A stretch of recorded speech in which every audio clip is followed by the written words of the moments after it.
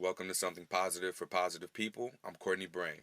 Before we get started with this episode, I wanted to let everyone know that you can follow the hashtag Something Positive for Positive People if you don't want to follow me on Instagram or Twitter, Tumblr, or Reddit at H on my chest, because you may not want family and friends to recognize that you're associated with the STD podcast. Obviously, people make assumptions, and one of the things that we're trying to do with this podcast is to eliminate those assumptions through education and sharing the experiences of people who are living with or affected by sexually transmitted infections, as well as being an informational, and educational tool for those who are not.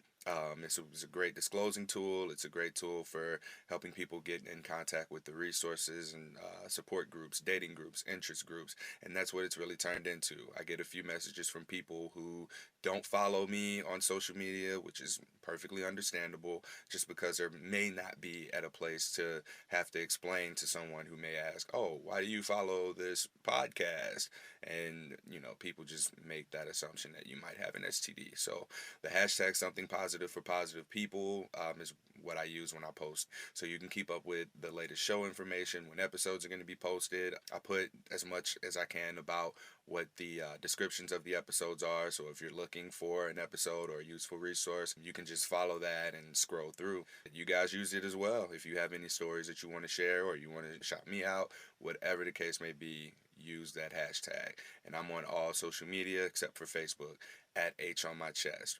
Today's episode, I have Project Accept coming back to us. Last time we met with Angela, and today we have Nanette with us. Nanette, how about you introduce yourself? Thank you for having me, Courtney. My name is Nanette Tincher, and I co-founded ProjectAccept.org in 2012 with Christian Fashad. And the two of us have brought Project Accept now going on 6 years. If I did the math right. I'm also a registered nurse, and I've been a registered nurse now for 18 years. So I bring that with me to the table as well. What kind of, so as a registered nurse who is living with HSV, do you have type 1 or type 2? I have both, actually. Okay, and do you have both in both locations, or one in I one have and one in both the in other? what I call the traditional locations. I like um, it. Funny thing is, well, it's not funny, but it's just a type of the reality, is I was diagnosed with genital HSV2 at the age of 42. Mm-hmm. And unbeknownst to me, I had HSV1 for 25 years, but I didn't know it was herpes. I just knew I had a cold sore. So Oh, I so was a registered nurse. I was working in labor and delivery. I thought I knew all about genital herpes and STDs. I thought I was very aware. And so when I was diagnosed with genital herpes, I was devastated. But along my journey, I learned that, oh, by the way, you've already had HSV for 25 years. You just didn't know it, because I had HSV1 oral since I was in probably my early 20s. And I remember when I got it. oh wow. Okay. Now, when you got it, what was going on in your life at that point in time? Which one are we talking about? The cold sores. Let's start there. When you had HSV1 and you knew it was cold sores, when you knew you got cold sores, how did you handle that? Was there any emotional trauma, or was it the fact, oh, it's cold sores, it's not a big deal? That's exactly what I said. And I went to kiss my boyfriend, and he had an outbreak, and he pointed to it, and he's like this. And I'm like, I don't care. I want to kiss. Yeah. And sure enough, I got a cold sore later on. And I had it one or two times. It never really bothered me. Uh-huh. It was like, oops, here it is, and now it's gone. And it was never a real big deal for me. I didn't have a problem with it. You never hear So about people willingly getting herpes. So in your case, like at that point in time, you were like, oh, I don't care. It's not a big deal to me. And bam, all of a sudden, that decision is what brought you herpes. but I didn't know that. Ah, so at that point in So time, it was just, oh, cold sores. It's just a cold sore. I Hmm. don't care. Everybody has cold sores. Yeah. Now, if you would have said, you know, oh, if you kiss him, you're going to get herpes, I would have been, you know, Completely but different. I didn't think of it like that. I thought, oh, he just has a cold sore and everybody has those. So Yeah. And it didn't bother me. that's interesting because I remember in my experience I was always like I never really knew I didn't know cold sores were herpes the way that it was advertised. Had Exactly. anyone had a cold sore or any visible thing, I knew that those were contagious and I wouldn't have just wanted anything on my lips. Like for me, I'm glad I have HSV2 genitally because if I am having an outbreak, no one sees it and it's just like that slight discomfort that comes with it. Fortunately, I haven't had any tragic outbreaks since the first one 6 years ago. So, Exactly. But like I said, I didn't realize it was herpes and it didn't bother me at all. hmm Now, granted, I didn't have problems with it once I did acquire it either. So it stayed a very benign and really uneventful thing in my life. hmm And it wasn't until I was 42 that I was divorced. I was a single mom, and I'd been divorced 4 years. I was ready to date again, and I got back out into the dating field. I met someone who was very special to me, and we decided to enter into a relationship. And like I said, by this time I was a registered nurse and working in labor and delivery, so I did my due diligence. And I asked him if he had any STDs or anything contagious before we had any intimacy and exclusivity. And he said no.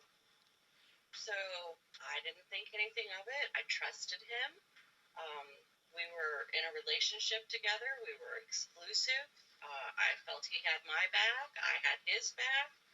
And 3 weeks after our first encounter, I was diagnosed with genital HSV2. And that was on December 28th. And funny how you Happy New don't Year really and forget the Merry date. Christmas. So you never forget the date. When you were diagnosed, did you have visible symptoms, or was this something Oh, that you were yes. Okay, okay. So what were your Oh, symptoms? yes. I had um, basically, I had one lesion, and it felt like fire ants were running around in my underwear, Hmm. stabbing me.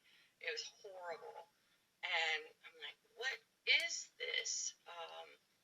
So I went to the doctor, and she said, well, I think this is what you've got. We're going to go ahead and do the testing, but I don't think I really need to do that. And I just remember getting the diagnosis and um, just ready to fall apart because I had stayed away from dating until my kids had gotten older after my divorce, and I finally met somebody. It took me a while, and I was very excited about the relationship, and then this came about. Hmm. Um, so, and I didn't understand. I didn't know anything about it, even though I thought I did. I really didn't. Yeah. And so, it was very devastating to me because I didn't realize at the time, how it was transmitted or anything. But I knew I had done my due diligence, and yet I still by asking, but yet I still ended up in this situation, Right. and I couldn't. I wasn't. It wasn't computing for me. Hmm. What's interesting is the fact that you had herpes essentially all this time. You were living with HSV, and it wasn't a big deal when you got it. Then you find out you have contracted it in a different location, and now it's the end of the world. Now it's devastating. It's like you're blindsided by it, even though it's the same thing. It's treated the same way. It emerges the same way. It's the same symptoms. It's just in a different location. Why do you think you were so devastated once it became genital HSV2 as opposed to oral HSV1 or cold sores? Well, for one, my genital HSV outbreak was much more excruciatingly painful than my oral HSV1 outbreak ever was. Mm-hmm. I never had any pain with my lip sores, my facial sores, and it never went anywhere. Like I said, it was there a couple times and then gone. My genital outbreaks, the first one I got was excruciating. I cried, and the the medication that the doctors gave me didn't work. Um, I didn't know what to do. I felt very alone and very ashamed and embarrassed because, like I said, I thought I did my due diligence, and here I am positive for something that I shouldn't be positive for. Yeah. But I didn't understand so much about the virus that um, at the time I was shell shocked and affected by the stigma. Yeah. So that's all I had to go on until I was able to calm down a little bit, regroup, and get educated. And that did take a while. So you weren't stigmatized by HSV1, but you were stigmatized by HSV2.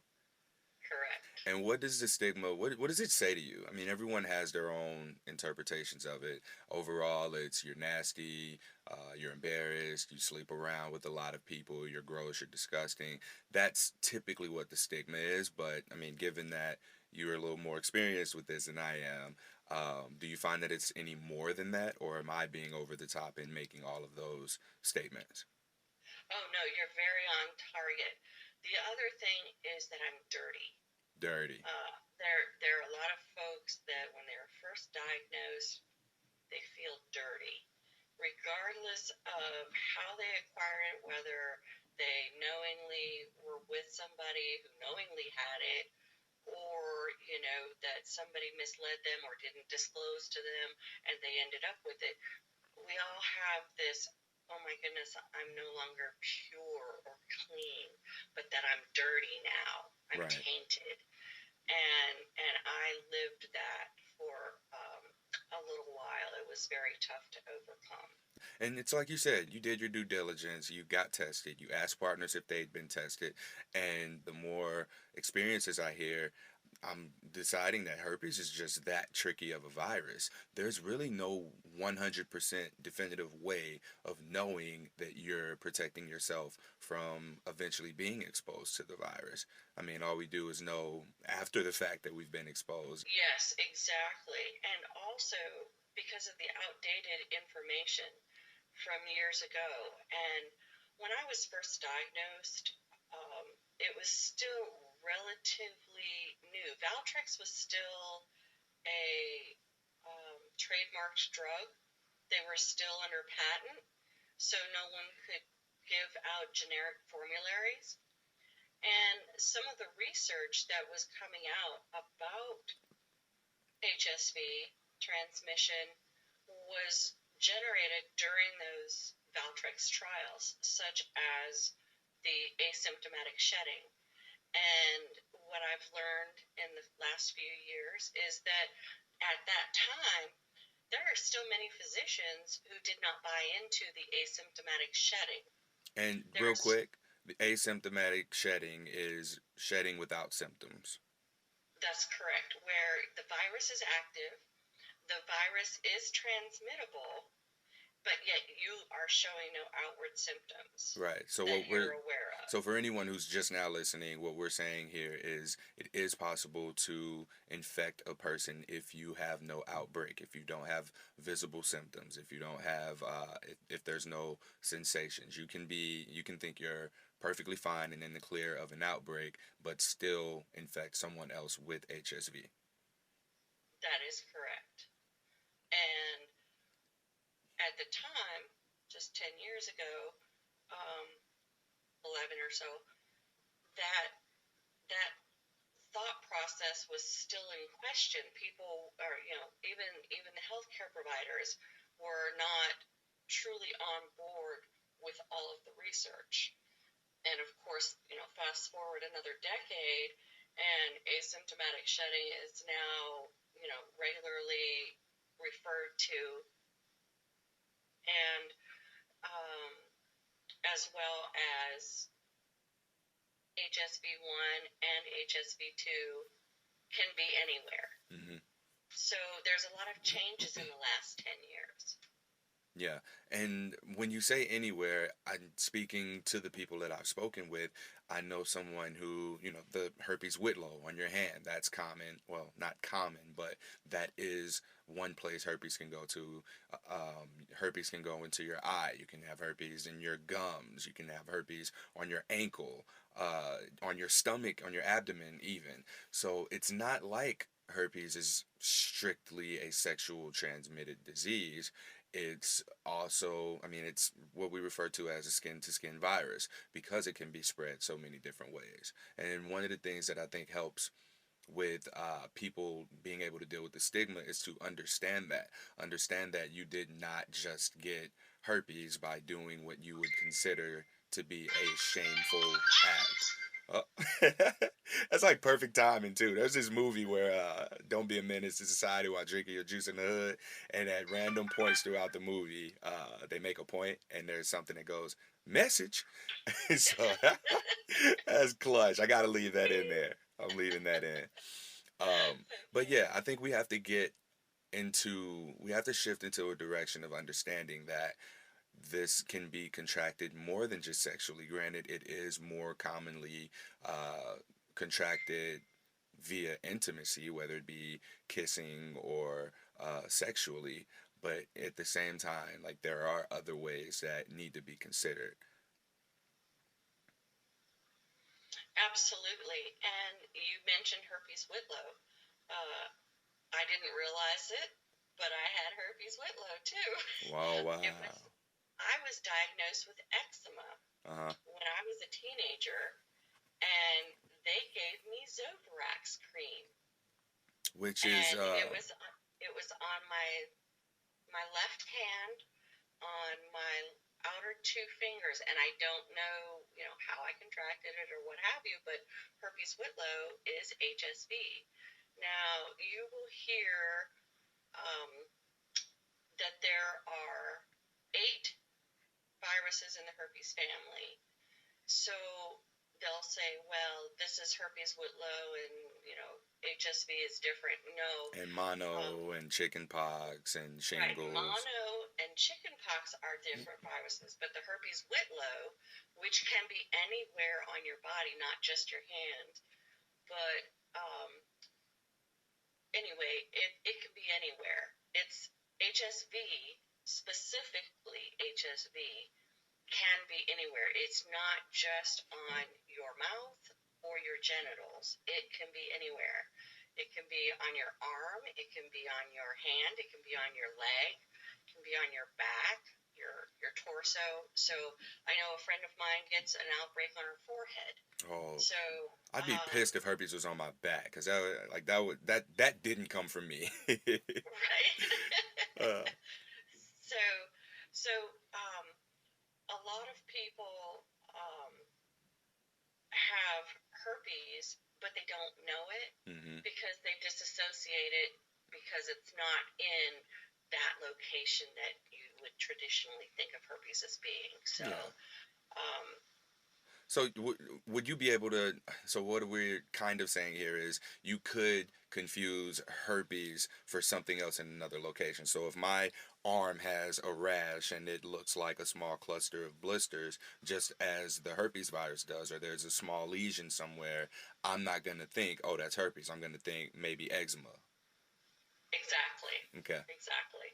So it's very common, very prevalent, somewhat contagious. You just have to touch it and you can transmit it. But you also have to have, if you touch it, you have to make sure that you have an opening for the virus to enter. Hmm. So see, it's two parties. It's not only does one person have it, but the other person has to have a portal of entry for the virus to come in and take hold. Right. Got it. Now, you mentioned that when you were diagnosed with type 2 that you became depressed. Were you a nurse at that point in time? Yes, I was a labor and delivery nurse at that time. Okay, so when you were diagnosed and, going through the dark phase, how did you come out of that? Whew, that was some tough time, I tell you that. Um, I did some major depression. I did seek out some mental health professional, and I did see a counselor for a little while.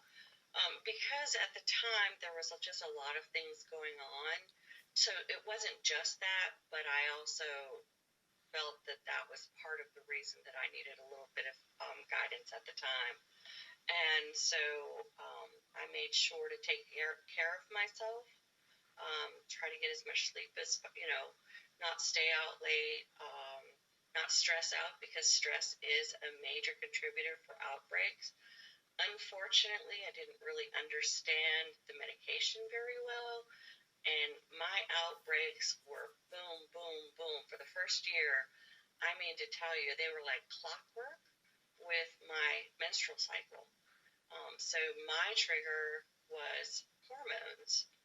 And regardless of whether or not I was taking my Valtrex, which my doctor was really up on board with everything new as far as that was concerned at the time, she had me on a great regimen, and yet I still continued to have outbreaks. And so that also took an emotional toll on me because the outbreaks kept happening. Remember, like I referred to my cold sores, it was just here and intermittent, and then I never had another one.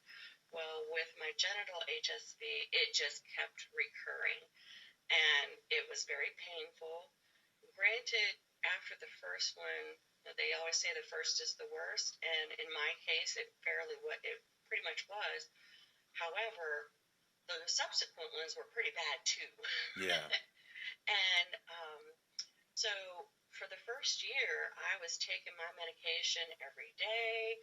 I would bump up to an outbreak dose during my outbreak times, and it was just becoming very emotionally draining. And Hmm. I know that when I looked at that Valtrex pill every day, I was I was resentful. I had a lot of negative feelings, animosity, et cetera, et cetera. And so after about a year, my outbreaks started to subside in their pain level. So I decided to switch over my Valtrex to strictly an outbreak dosage. So I didn't take it every day anymore. I only took it during outbreaks.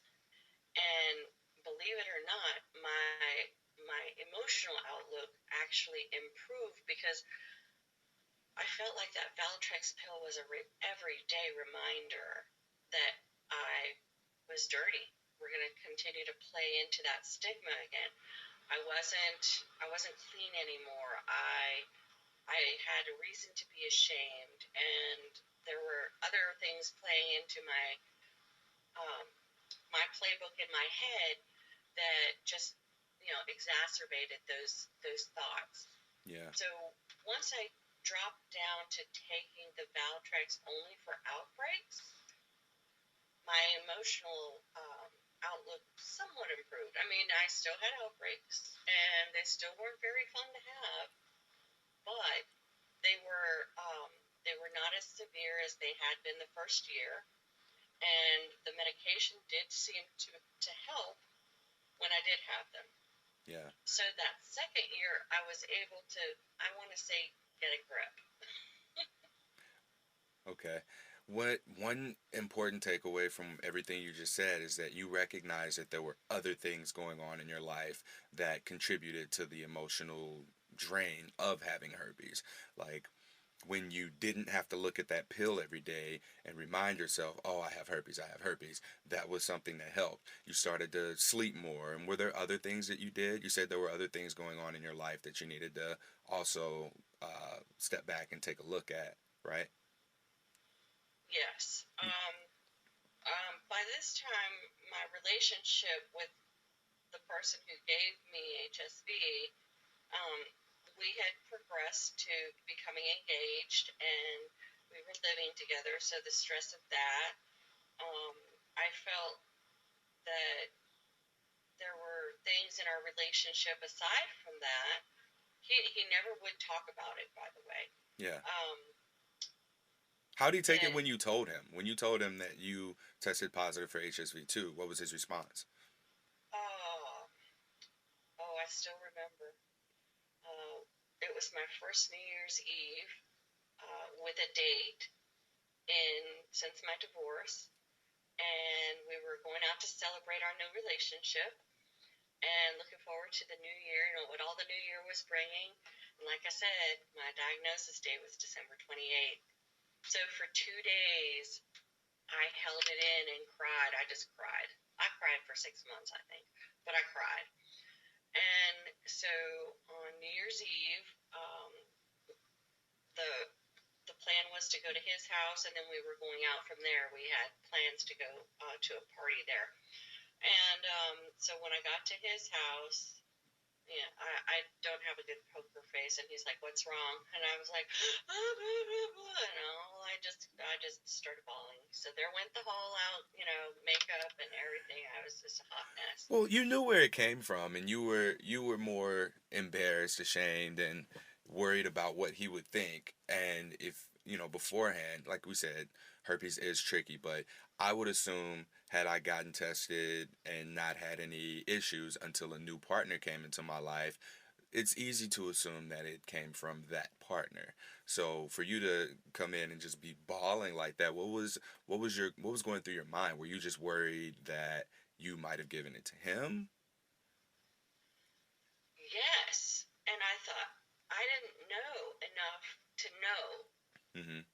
I fell more into the stigma, the shame of oh my gosh, I'm going to give this to him because remember now, earlier in our relationship, I had a conversation with him and he said he didn't have anything. Hmm. So where did this come from? So it didn't even Right? occur to you that he could have lied, he could have not known, he could have had it and not told you. There's so many different factors.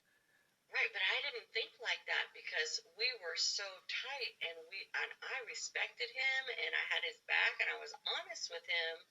So why wouldn't he be honest with me? Hmm. It never crossed my mind that he deceived me Right. until 2 years later Oh, it took when that I long. broke up with him. It took me that long. Okay. Um, So you're bawling. I'm sorry, I didn't mean to yeah, throw off your train I'm of thought. I'm bawling and he's like, what's the matter? And he's like, oh, well, th- we can deal with this. It's going to be okay. I'm like, well, you got to go get yourself tested. And he's like, okay, well, the last one was negative, but I'll go get myself tested again, and we'll go from there. He's like, but don't worry about it. Let's just forget it for tonight and have a good time. Hmm. And at the time, I was just like, okay, yay, yay, he's not kicking me to the curb.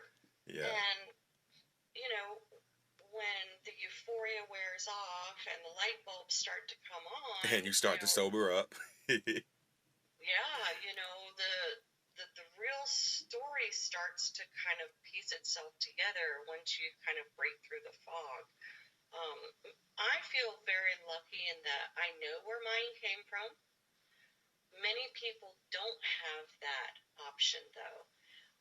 Many people are never able to pinpoint where their um, source of their HSV came from because, again, we go back to how tricky the virus is.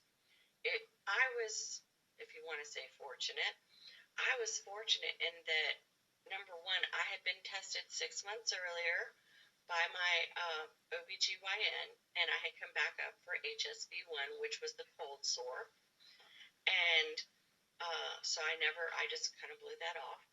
And then, so when I did test positive for the HSV2, there was only one source.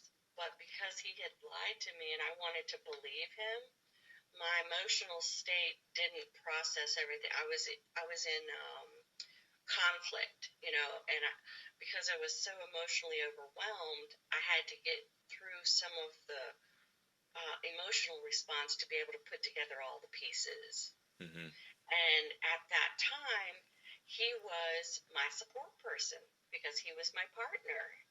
He was my boyfriend and then soon to be fiance. So I relied on him to have my back, and I wasn't putting the right pieces together at the right time. So So, at this point in time, was he the only person who knew you had HSV too? oh yes, and he was the only person the entire time in our relationship, which was for 2 years after that, and probably for another year. I told no one. I Mm, was that deep into the shame and the guilt, and um, I cried. I cried every day, yeah. every day. And Um, so you held on to this relationship because of that shame, that guilt, that.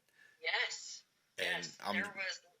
Go ahead. oh no, I was just gonna ask you. I would make the assumption that there were probably things in the relationship that were red flags, or that you would just kind of overlook and let go of because, all right, I have herpes. Who else is gonna want me?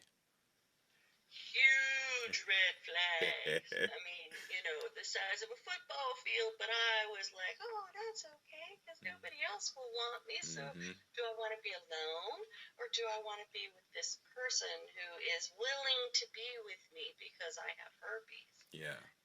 And that was the thing that played in my head for a while. Mm-hmm. And I remember specifically, we were a year and a half into our relationship, and I was at a crossroads, and I said to myself, do I want to be in a relationship with this person, or do I want to be alone the rest of my life?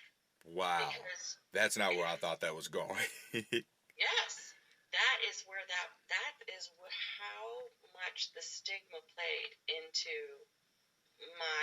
my diagnosis. So I was at a crossroads of, do I want to be alone the rest of my life, or do I want to have somebody with me? Mm-hmm. Somebody being, well, this person that is really not working for me, but he's He's willing to there. be here. He's there. You know, he's there. Yeah. So for 6 months, I decided, well, I really don't want to be alone. That's why I started dating again. And so I stuck it out. And to be honest, that was a huge, huge mistake. It cost Uh-huh. me time, energy, and a lot of money. Oh, it was one So, of those relationships. So, like, I can yes, imagine, we can probably use our imagination as to all of the things that were in between there. But what was the final straw that broke the camel's back? it had nothing to do with herpes. Um,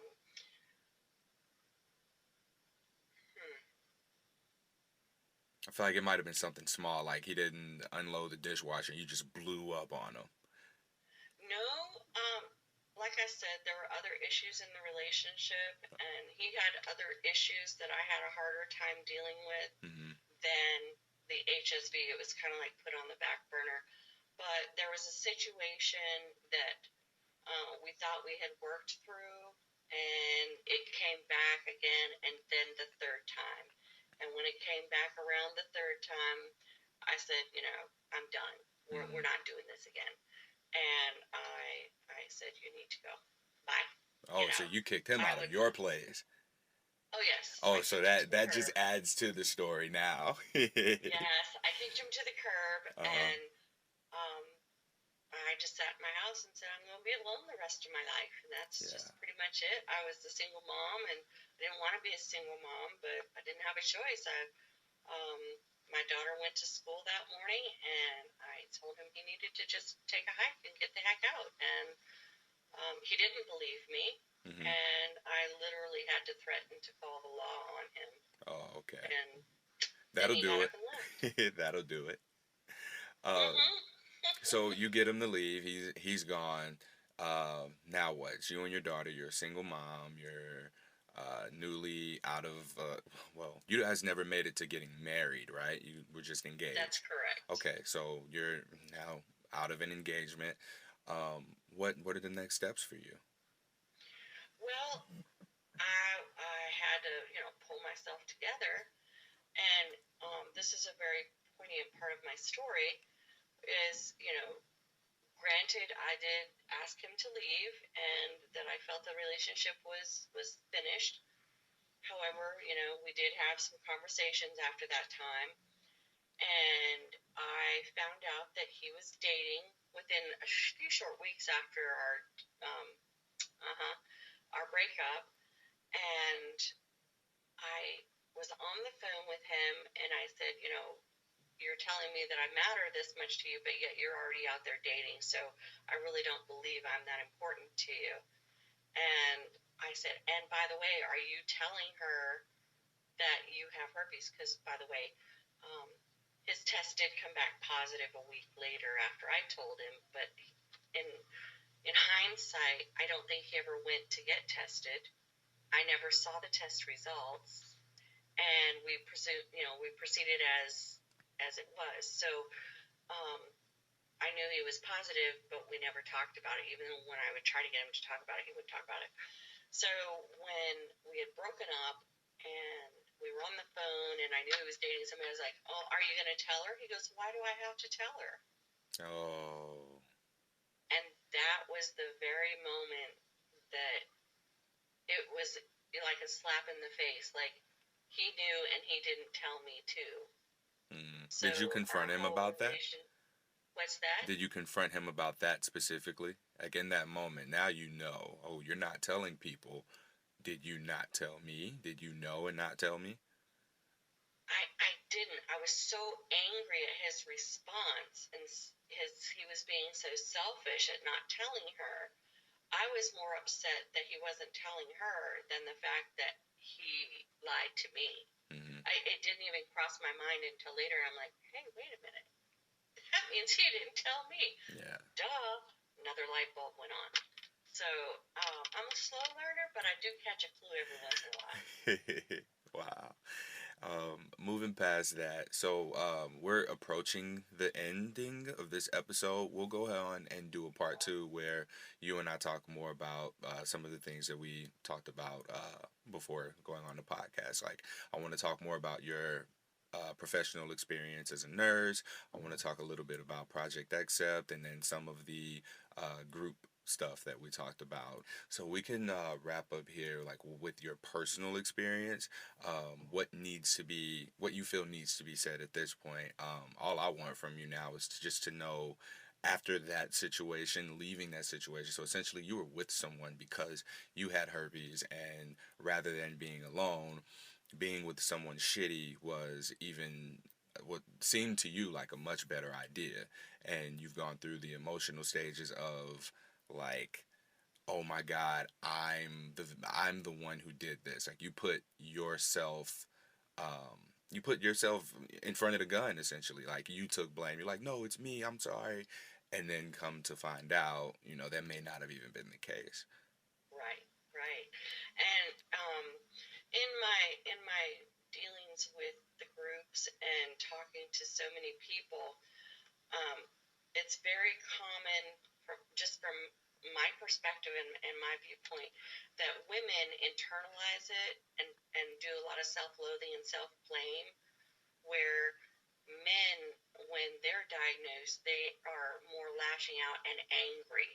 So Mm, I'm very typical of the female persuasion in that it was very you know, internal and self-loathing and all of the negative internal dialogue. yeah.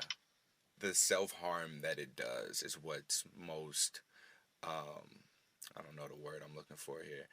That's what stands out to me the most is regardless of how you respond to it, it's very self-harming, whether it be anger, whether it be sadness or guilt or shame, whatever the emotion is, like it affects your behavior out there towards other people. So if you're sad, you're going to push people away. If you're angry, you may try to attack them by spreading the virus. So there's all these different things to deal with.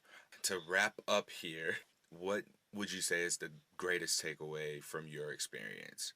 The greatest takeaway from my experience so far is the wonderful network of people that I have come to know and the ones that I am blessed to call my friends.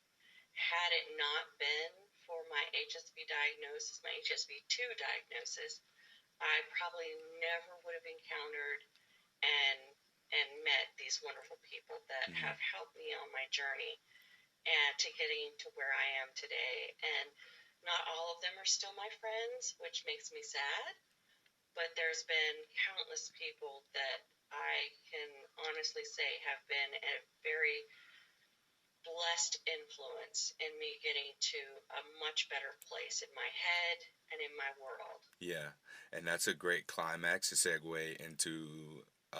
You guys have to go and listen to the next episode to hear the build up towards that. This concludes this part one episode. I'm on Instagram, Twitter, Tumblr, and Reddit at H on my chest. And again, don't forget to follow the Something Positive for Positive People hashtag. Flip on over to part two. Stay positive.